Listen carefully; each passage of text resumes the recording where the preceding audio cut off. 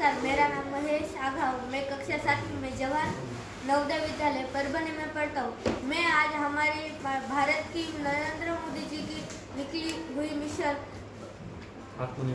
आत्मनिर्भर भारत, इस पे अपने विचार सादर करना चाहूँगा।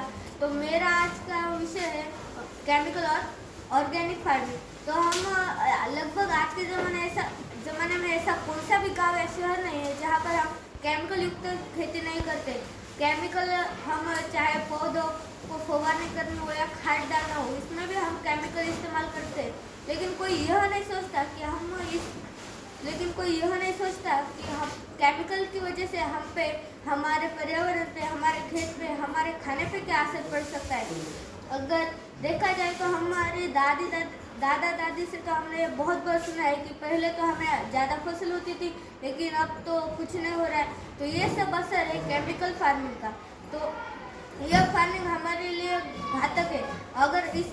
अगर कोई उपाय हो तो एक ही है, तो वो ऑर्गेनिक फार्मिंग। इसके लिए हमें भारत में कुछ ऐसा बनाना होगा जो घर घर पे उपलब्ध हो, और इससे हमारी जो ज़मीन है वो पीढ़ियों तक अच्छी रहे। और केमिकल फार्मिंग से हमारी ज़मीन जल्दी बंजर हो जाती है, और हमारे कुछ अगले पीढ़ियों को इस ज़मीन पे फसल नहीं मिलेगी, अनाज नहीं मिलेगा, और हमें दूसरे देशों से अनाज मंगाना पड़ेगा।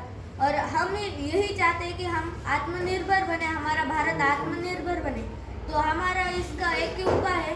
तो हम जो हमारे खेत में लगभग सबके पास बैल, गाय, भैंस वगैरह होती है, तो हम इसका गोबर हो या फिर घर में हम सूखी सब्जियां डाल देते हैं, जो कुछ पत्ते वगैरह हम बाहर फेंक देते हैं, इसका हम अगर इकट्ठा करके ऑर्गेनिक खाद बनाते हैं तो यह हमारे लिए बहुत अच्छा है।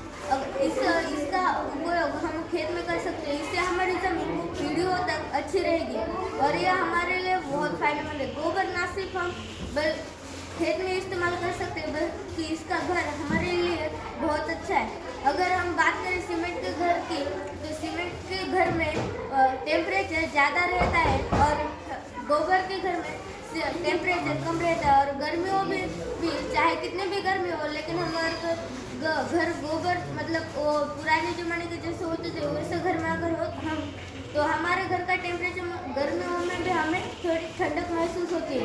और ये गोबर के ये फ़ायदे हैं। Thank you.